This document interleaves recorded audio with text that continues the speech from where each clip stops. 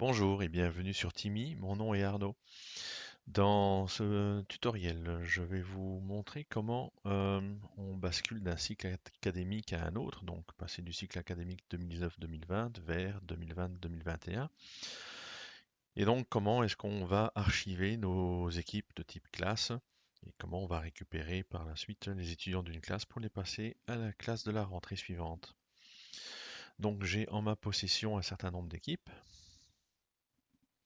comme par exemple mes classes de première primaire P1A, P1B, P1C, pour le cycle 2019-2020.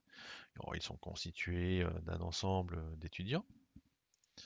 Et ce que je propose à ce niveau-ci, c'est donc de créer les classes pour la rentrée 2020-2021, pour le nouveau cycle, d'archiver mes anciennes classes et de récupérer les étudiants que j'ai dans les classes actuelles pour les mettre dans les nouvelles. En première chose que je vais faire, c'est créer mes nouvelles classes. Pour créer mes nouvelles classes, j'ai à ma disposition un fichier de type CSV qui contient le descriptif des classes de mon établissement scolaire, donc des classes de primaire de la première à la sixième. Je vais revenir dans Timmy, je vais aller dans la notion de paramètres et donc changer le cycle académique et le passer à 2020-2021. Une fois que c'est fait, je vais donc dans mes outils pour importer mes classes pour le nouveau cycle. Je vais sélectionner mon fichier CSV qui me sert de source de données, les classes de primaire. Et donc on va recréer les classes de P1A, B, C jusqu'en 6e, mais pour le cycle 2020-2021. Je fais la liaison entre mes colonnes et mes attributs et je lance l'importation. On va patienter un petit peu qu'il crée mes 18 classes. Voilà, la création a commencé. Je peux fermer la fenêtre et suivre ce qu'il fait pas à pas dans mon mur d'activité. Donc on va le laisser faire tranquillement. On est déjà en P3. Voilà, il effectue les dernières classes, P6C. Donc toutes les classes sont créées. Voilà, l'import est terminé. J'efface les messages et je reviens sur ma notion d'équipe. Je fais un rafraîchissement. Et donc j'ai maintenant effectivement pour P1A la classe pour le cycle précédent et la classe pour le nouveau cycle. Alors je vais maintenant basculer mes étudiants en sachant que par exemple mes étudiants, mes élèves de P1A pour le cycle 2019-2020 changent d'année.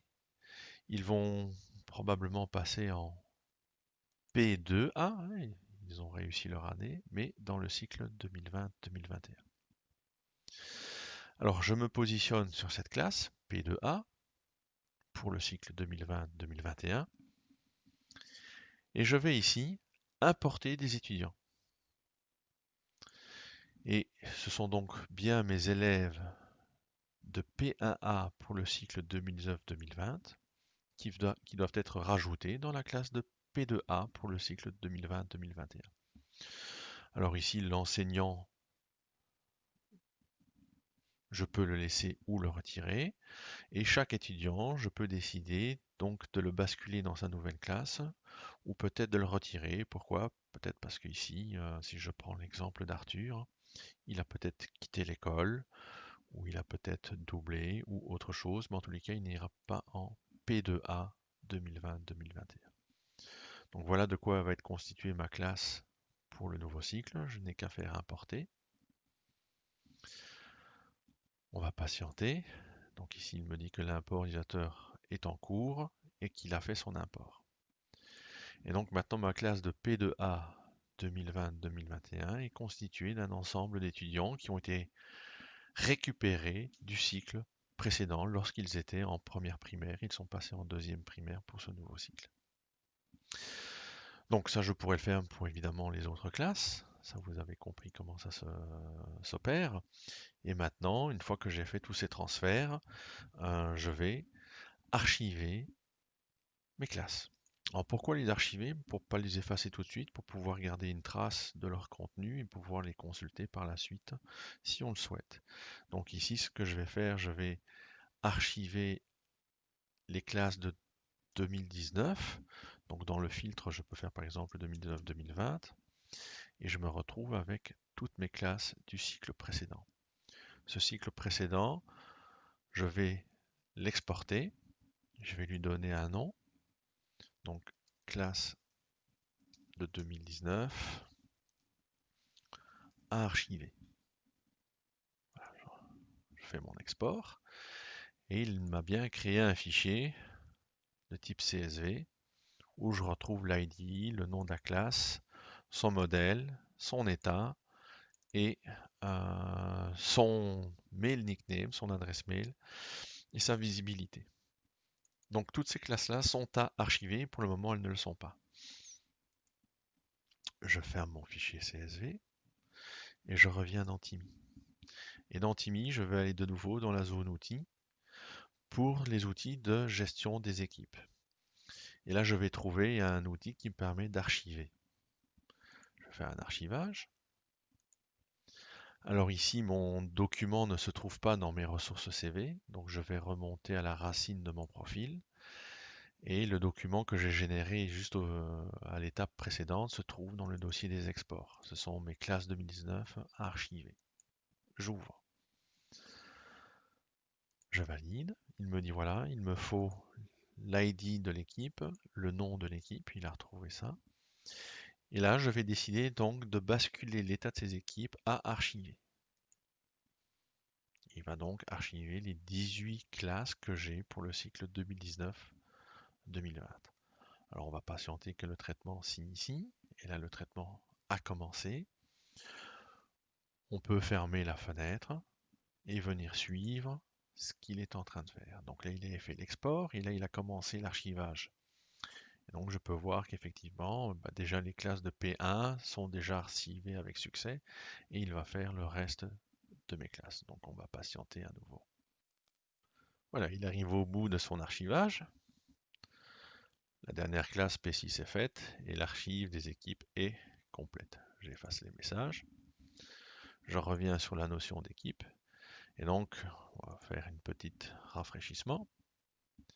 Donc vous allez voir qu'il vient me mettre quelles sont les équipes qui sont archivées. Une fois qu'une équipe est archivée, les étudiants n'y ont plus accès. Les enseignants y ont accès en lecture, mais depuis l'interface SharePoint uniquement s'ils veulent récupérer des contenus. Maintenant, je pourrais aussi décider pour certaines de ces équipes de changer leur statut pour les remettre en actif, si je me suis trompé. Et alors, grâce au filtre qui est ici, vous pouvez lui demander voilà, de masquer les équipes archivées. Et donc, je me retrouve maintenant avec des classes qui sont disponibles pour le cycle suivant et mes étudiants ont bien été récupérés. Si je vais sur la P2A, évidemment, je retrouve mes étudiants. Cet archivage est une première façon de travailler. Moi, je vous conseille de garder votre archive un certain temps, ne fût-ce qu'un mois ou deux après la rentrée, plus si ça vous semble nécessaire. Et puis au bout d'un moment, si ces archives ne vous servent plus, c'est de supprimer ces équipes. Et donc là, je vais maintenant supprimer mes archives. Je vais reprendre le même fichier qui m'a servi d'archivage. Mais là, plutôt que d'archiver les équipes, elles vont être maintenant supprimées.